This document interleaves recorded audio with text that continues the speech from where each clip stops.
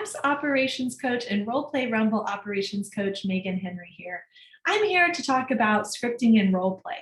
So we know from Bold that scripts and roleplay are a dollar productive activity and that needs to be on our calendar in a repeating fashion every single week.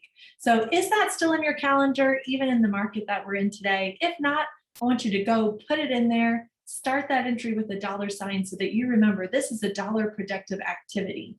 I also want to tell you that script and role play is a dollar productive activity for every single member of your team.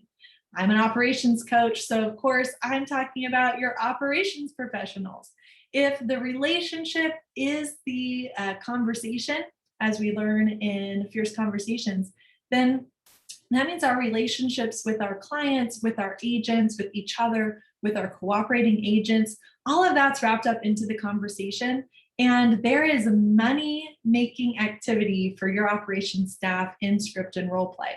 Maybe it's referrals during the transaction that we need to be scripting and role playing. Maybe they're the first people that answer the phone and we want to script and role play that. Whatever it is, dollar productive activity, script and role play holds true for every single member of your team. So check it out. Does everyone on your team have script and role play time blocked with that dollar sign in the calendar? Are we making sure that that's happening every single week for all of us? If not, add it in. Let us know how it goes.